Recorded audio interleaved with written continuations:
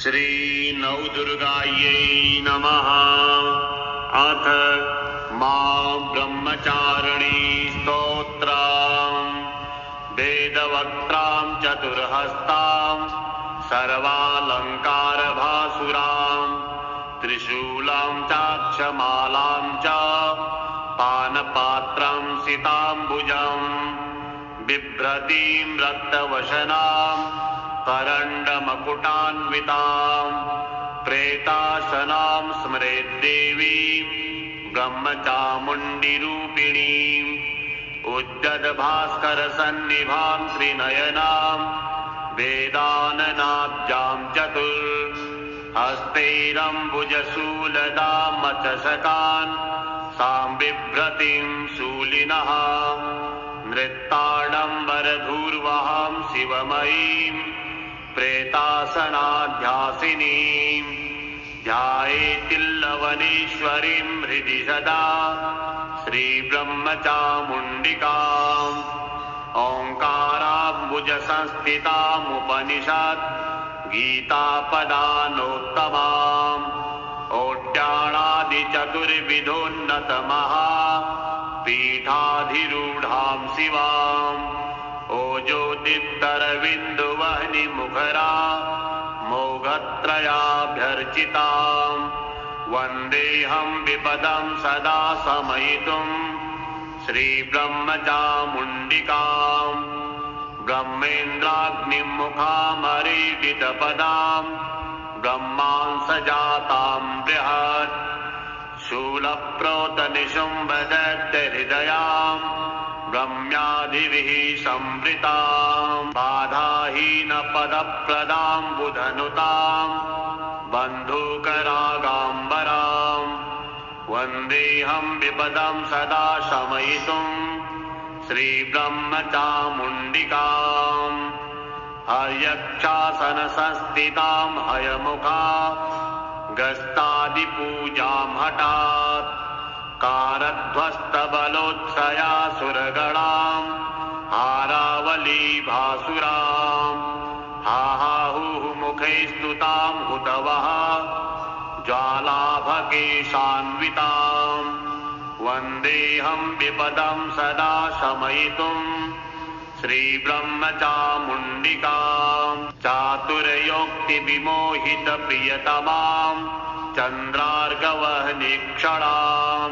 चण्डानेकसुरान्तकान्तककरीं चापल्लहीनेष्टदां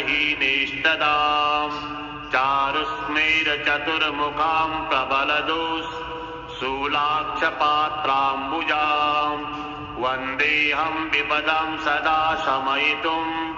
श्रीब्रह्मचामुण्डिकाम्। मुक्ताहारमनोहरं मुनिजना अभीष्टामुकन्दार्चितां मुद्रामुद्रितमुण्डचण्डदनुजां मुक्तिप्रदां मोहिनीं मुग्धामुग्धविभूषणां मुकुरच छायातपत्रामुमां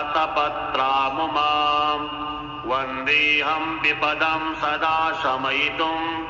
श्रीब्रह्मचामुण्डिकाम्। डाकन्यादिभिरावृतां डमरु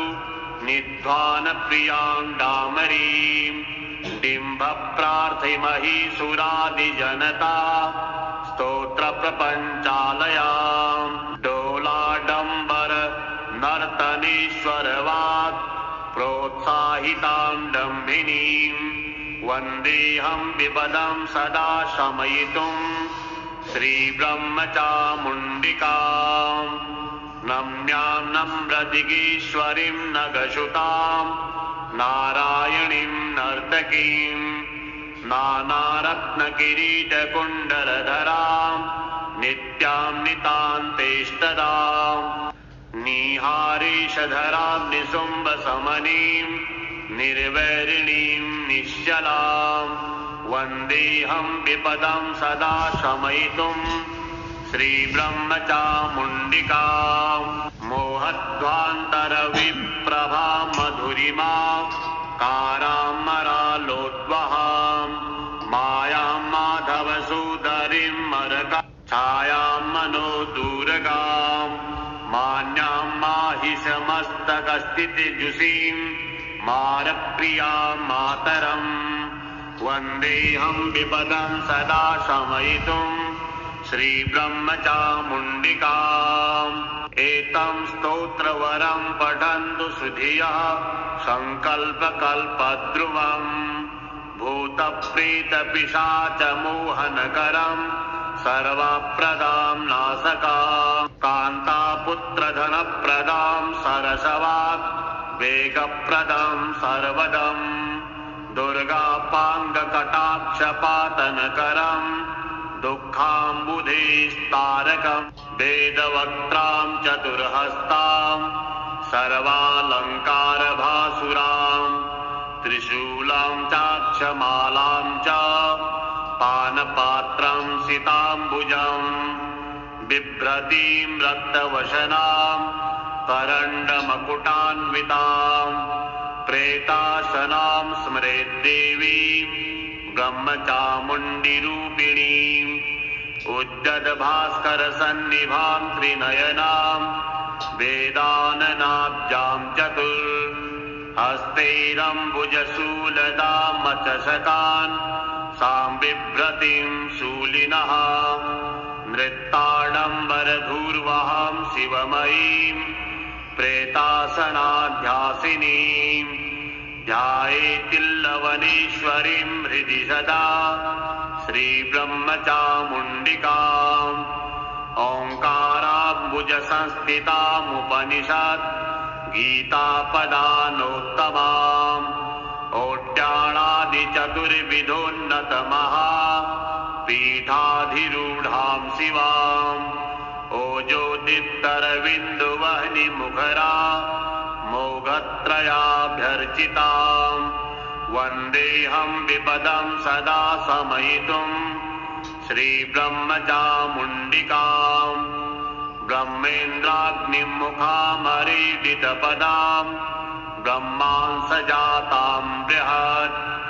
शूलप्रोतनिशुम्भदैत्यहृदयां ब्रह्म्यादिभिः संवृतां बाधाहीनपदप्रदां बुधनुतां बन्धूकरागाम्बरां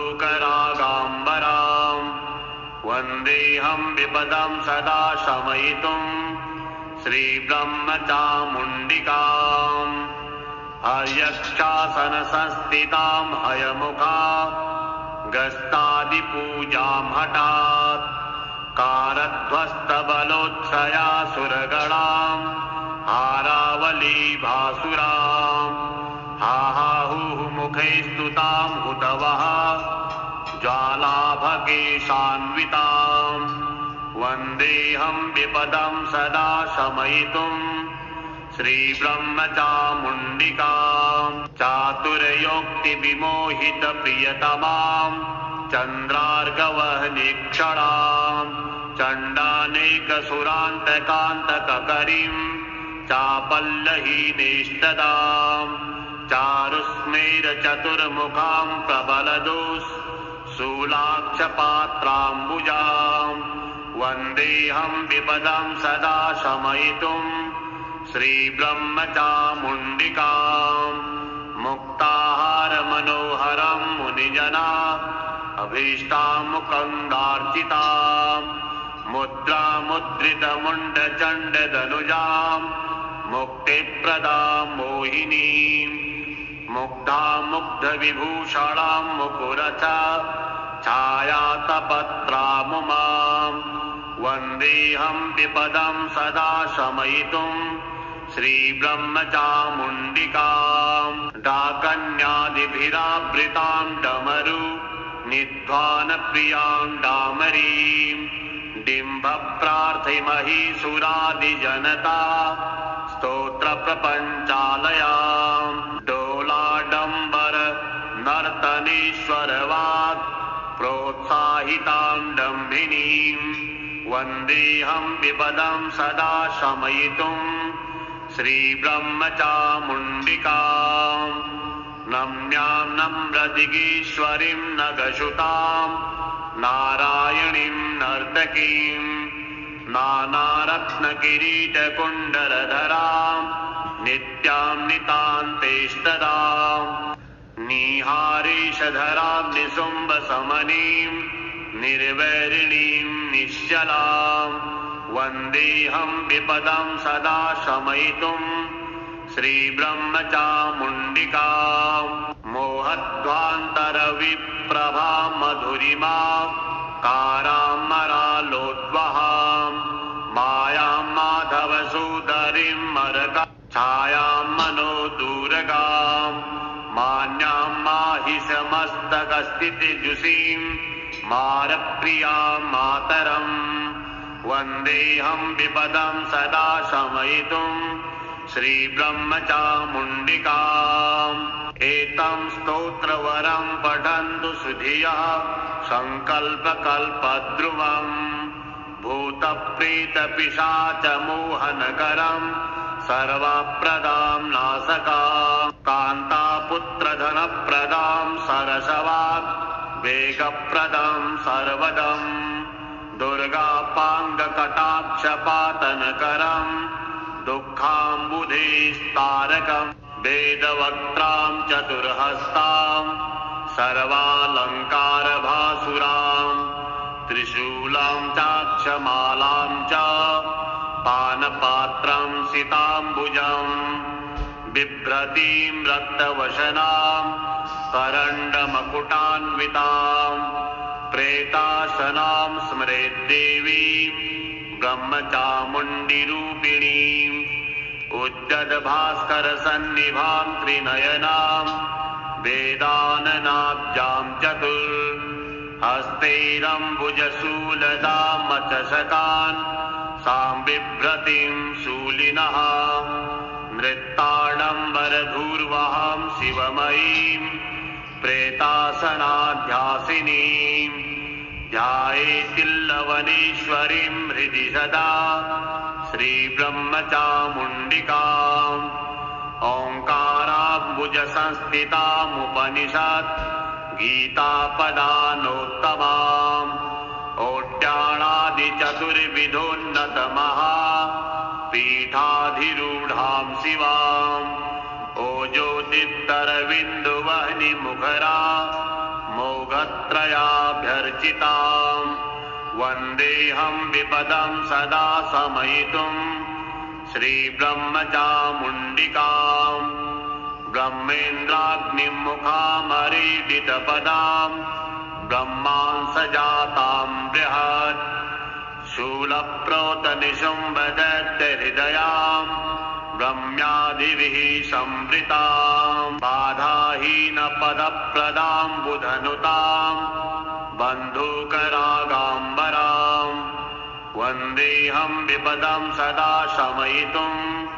श्रीब्रह्मचामुण्डिकाम्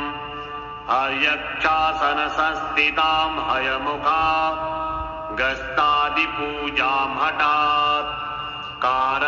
कारध्वस्तबलोत्सया सुरगणां हारावलीभासुरां हाहुः मुखे स्तुतां हुतवः ज्वालाभकेशान्वितां वन्देऽहं विपदं सदा शमयितुं श्रीब्रह्मचामुण्डिकाम् चातुर्योक्तिविमोहितप्रियतमां चन्द्रार्कवह्निक्षणां चण्डानेकसुरान्तकान्तककरीं चापल्लहीनेष्टदां चारुस्मेरचतुर्मुखां प्रबलदुःशूलाक्षपात्राम्बुजां वन्देऽहं विपदं सदा शमयितुं श्रीब्रह्मचामुण्डिकाम् मुक्ताहारमनोहरं मुनिजना अभीष्टामुकन्दार्चितां मुद्रामुद्रितमुण्डचण्डदनुजां मुक्तिप्रदां मोहिनीं मुग्धामुग्धविभूषणां मुकुरच छायातपत्रामुमां वन्देऽहं विपदं सदा शमयितुं श्रीब्रह्मचामुण्डिकाम् डाकन्यादिभिरावृतां डमरु निध्वानप्रियां डामरीं डिम्भप्रार्थमहीसुरादिजनता स्तोत्रप्रपञ्चालयां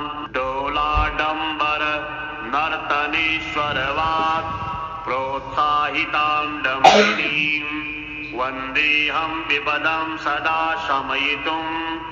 श्रीब्रह्मचामुण्डिकां नम्यां नम्रदिगीश्वरीं नगसुतां नारायणीं नर्तकीं नानारत्नकिरीटकुण्डलधरां नित्यां नितान्तेष्टदां निहारीशधरां निशुम्भसमनीं निर्वैरिणीं निश्चलां वन्देऽहं विपदं सदा शमयितुं श्रीब्रह्मचामुण्डिकां मोहध्वान्तरविप्रभां मधुरिमां कारामरालोद्वहां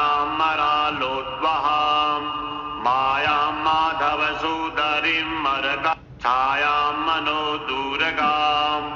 मान्यां माहिषमस्तकस्थितिजुषीं मारप्रियां मातरम् वन्देऽहं विपदं सदा शमयितुं श्रीब्रह्मचामुण्डिकाम्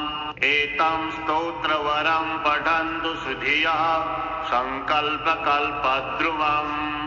भूतप्रेतपिशाचमोहनकरं सर्वप्रदां नाशकां कान्तापुत्रधनप्रदां सरसवाक् वेगप्रदं सर्वदम् दुर्गापाङ्गकटाक्षपातनकरं दुःखाम्बुधेस्तारकं वेदवक्त्रां चतुर्हस्तां सर्वालङ्कारभासुरां त्रिशूलां चाक्षमालां च पानपात्रं सिताम्बुजं बिभ्रतीं रक्तवशनां करण्डमकुटान्वितां प्रेतासनां स्मरेद्देवीं ब्रह्मचामुण्डिरूपिणीम् उद्यद्भास्करसन्निभां त्रिनयनां वेदाननाब्जां चतुर्हस्तैरम्बुजशूलदां मचशकान् सां बिभ्रतीं शूलिनः नृत्ताडम्बरधूर्वहां शिवमयीं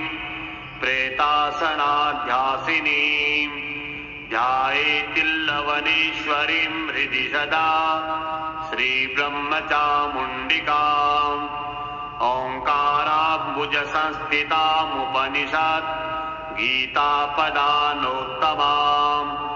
ओड्याणादिचतुर्विधोन्नतमहा पीठाधिरूढां शिवाम् ओजोदित्तरविन्दुवह्निमुखरा मोघत्रयाभ्यर्चिताम् वन्देऽहं विपदं सदा शमयितुं श्रीब्रह्मचामुण्डिकां ब्रह्मेन्द्राग्निमुखामरीडितपदां ब्रह्मांसजातां बृहत् शूलप्रोतनिशुम्भदैत्यहृदयां ब्रह्म्यादिभिः संवृतां बाधाहीनपदप्रदां बुधनुतां बन्धूकरागाम्बरां वन्देऽहं विपदं सदा शमयितुं श्रीब्रह्मचामुण्डिकां हर्यक्षासनसंस्थितां हयमुखा गस्तादिपूजां हठात् कारध्वस्तबलोत्सया सुरगणां हारावलीभासुरां हाहुः मुखे स्तुतां हुतवः ज्वालाभकेशान्वितां वन्देऽहं विपदं सदा शमयितुं श्रीब्रह्मचामुण्डिकां चातुर्योक्तिविमोहितप्रियतमां चन्द्रार्कवह्निक्षणां चण्डानेकसुरान्तकान्तककरीं चापल्लहीनेष्टदां चारुस्मेरचतुर्मुखां प्रबलदोषशूलाक्षपात्राम्बुजां वन्देऽहं विपदं सदा शमयितुं श्रीब्रह्मचामुण्डिकां मुक्ताहारमनोहरं मुनिजना अभीष्टामुकन्दार्चितां मुद्रामुद्रितमुण्डचण्डधनुजां मुक्तिप्रदां मोहिनीं मुग्धामुग्धविभूषणां मुकुरथ छायां पाशपत्रामुमाम् वन्देऽहं विपदं सदा शमयितुम् श्रीब्रह्मचामुण्डिकाम् डाकन्यादिभिरावृतां डमरु निध्वानप्रियां डामरीम् बिम्बप्रार्थैमही सुरादिजनता स्तोत्रप्रपञ्चालयाम् डोलाडम्बर नर्तनेश्वरवाक् प्रोत्साहितां डम्बिनीम् वन्देऽहं विपदं सदा शमयितुम् श्रीब्रह्मचामुण्डिकाम् नम्यां नम्रदिगीश्वरीं नगशुतां नारायणीं नर्तकीं नानारत्नकिरीटकुण्डलधरां नित्यां नितान्तेष्टदां निहारेशधरां निशुम्भसमनीं निर्वैरिणीं निश्चलां वन्देऽहं विपदं सदा शमयितुम् श्रीब्रह्मचामुण्डिकाम् मोहध्वान्तरविप्रभां मधुरिमा कारामरालोद्वहां मायां माधवसूदरीं मरका छायां मनोदूरगां मान्यां माहिषमस्तकस्थितिजुषीं मारप्रियां मातरम् वन्देऽहं विपदं सदा शमयितुम् श्रीब्रह्मचामुण्डिकाम् एतं स्तोत्रवरं पठन्तु सुधियः सङ्कल्पकल्पद्रुमम् भूतप्रेतपिशाचमोहनकरं सर्वप्रदां नाशकां कान्तापुत्रधनप्रदां सरसवाक् वेगप्रदं सर्वदम् दुर्गापाङ्गकटाक्षपातनकरं दुःखाम्बुधेस्तारकं वेदवक्त्रां चतुर्हस्तां सर्वालङ्कारभासुरां त्रिशूलां चाक्षमालां च पानपात्रं सिताम्बुजं बिभ्रतीं रक्तवशनां करण्डमकुटान्वितां प्रेतासनां स्मरेद्देवीं ब्रह्मचामुण्डिरूपिणीम् उद्गतभास्करसन्निभां त्रिनयनां वेदाननाब्जां चतुर्हस्तैरम्बुजशूलदामचषकान् सां बिभ्रतीं शूलिनः नृत्ताडम्बरधूर्वहां शिवमयीं प्रेतासनाध्यासिनीं ध्यायेतिल्लवनेश्वरीं हृदि सदा श्रीब्रह्मचामुण्डिकाम्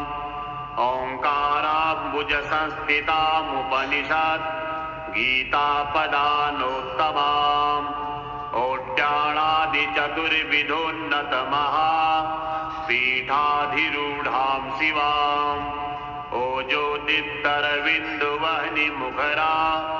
मोघत्रयाभ्यर्चिताम् वन्देऽहं विपदं सदा शमयितुम् श्रीब्रह्मचामुण्डिकाम्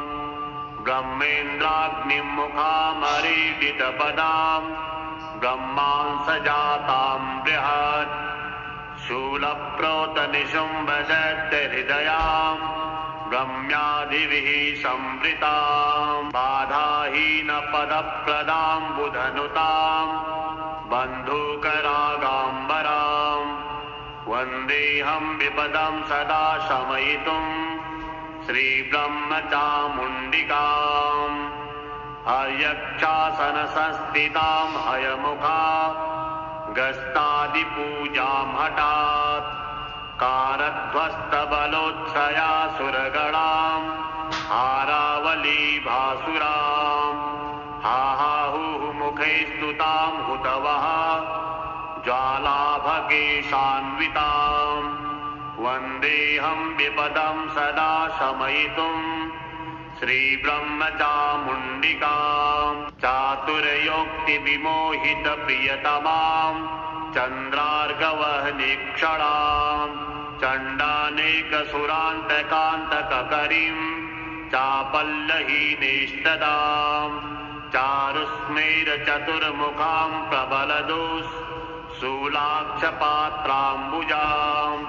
वन्देऽहं विपदं सदा शमयितुं श्रीब्रह्मचामुण्डिकाम्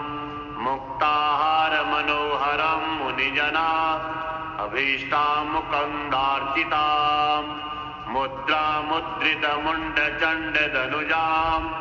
मुक्तिप्रदां मोहिनीम् मुग्धामुग्धविभूषणां मुकुरच छायातपत्रामुमाम् वन्देऽहं विपदं सदा शमयितुं श्रीब्रह्मचामुण्डिकाम् डाकन्यादिभिरावृतां डमरु निध्वानप्रियां डामरीम् डिम्भप्रार्थमहीसुरादिजनता स्तोत्रप्रपञ्चालयाम् डोलाडम्बर नर्तनेश्वरवात् प्रोत्साहितां डम्भिनीम् वन्देऽहं विपदं सदा शमयितुं श्रीब्रह्मचामुण्डिका। Need cheesy moments in life? Real cheese से भरा cheesy contra angles है ना? ITG Master Chef, आप बनो खुद ही शेफ। Order now.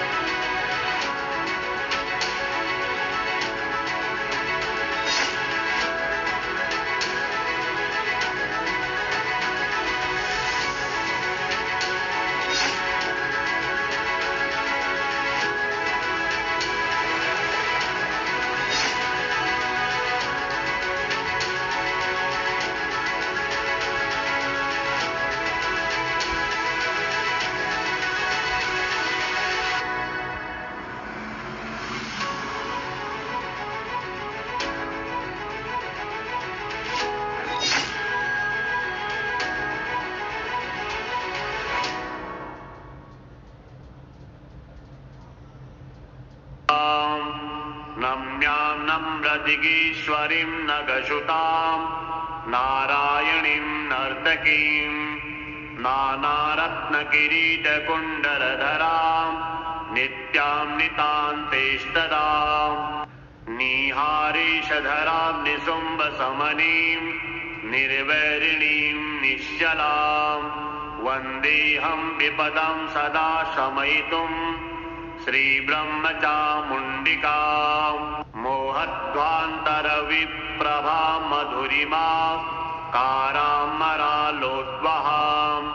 मायां माधवसूदरीं मरका छायां मनोदूरगाम् मान्यां माहिषमस्तकस्थितिजुषीं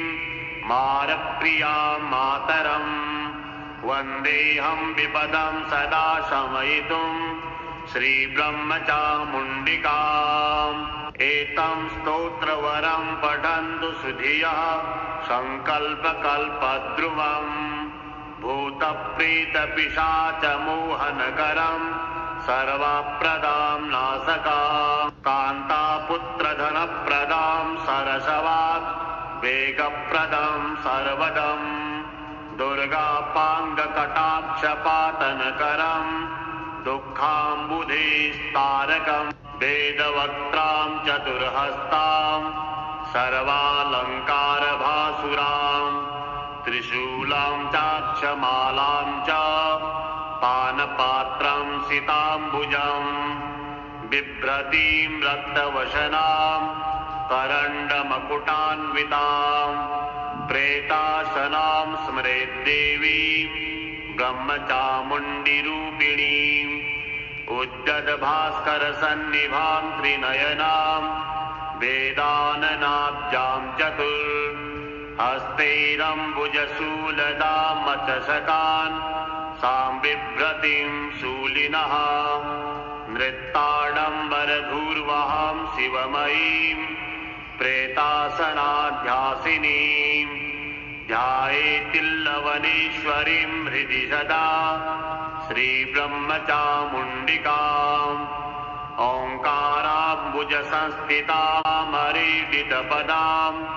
ब्रह्मांसजातां बृहत् शूलप्रोतनिशुम्भदैत्यहृदयाम् ब्रह्म्यादिभिः संवृताम् बाधाहीनपदप्रदाम् बुधनुताम् बन्धूकरागाम्बराम् वन्देऽहं विपदं सदा शमयितुम् श्रीब्रह्मचामुण्डिकाम् हयक्षासनसंस्थितां हयमुखा गस्तादिपूजां हठात्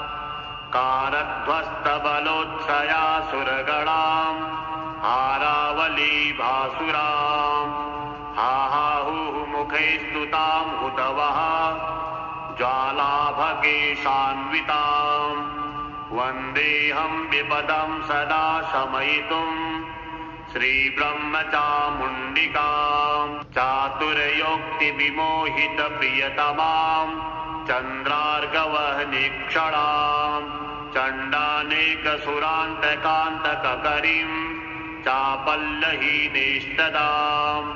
चारुस्मेरचतुर्मुखां प्रबलदोस् शूलाक्षपात्राम्बुजाम् वन्देऽहं विपदं सदा शमयितुम् श्रीब्रह्मचामुण्डिकाम् मुक्ताहारमनोहरं मुनिजना अभीष्टामुकन्दार्चिताम्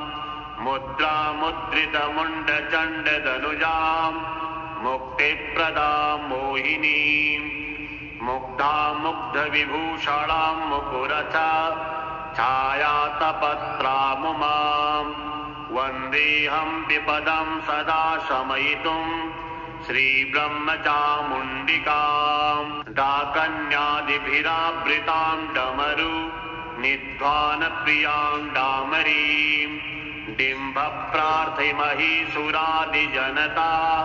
स्तोत्रप्रपञ्चालयाम् डोलाडम्बर नर्तनेश्वरवात् प्रोत्साहितां डम्भिनीम् वन्देऽहं विपदं सदा शमयितुम् श्रीब्रह्मचामुण्डिकाम् नम्यां नम्रदिगीश्वरीं नगशुतां नारायणीं नर्तकीं नानारत्नकिरीटकुण्डलधरां नित्यां नितान्तेष्टदां निहारीशधरां निशुम्भसमनीं निर्वैरिणीं निश्चलां वन्देऽहं विपदं सदा शमयितुम् श्रीब्रह्मचामुण्डिकाम् मोहध्वान्तरविप्रभा मधुरिमा कारामरालोद्वहां मायां माधवसूदरीं मरका छायां मनोदूरगां मान्यां माहिषमस्तकस्थितिजुषीं मारप्रियां मातरम् वन्देऽहं विपदं सदा शमयितुम् श्रीब्रह्मचामुण्डिकाम् एतं स्तोत्रवरं पठन्तु सुधियः सङ्कल्पकल्पद्रुवम् भूतप्रेतपिशाचमोहनकरं सर्वप्रदां नाशकां कान्तापुत्रधनप्रदां सरसवात् वेगप्रदं सर्वदम् दुर्गापाङ्गकटाक्षपातनकरम् दुःखाम्बुधेस्तारकम्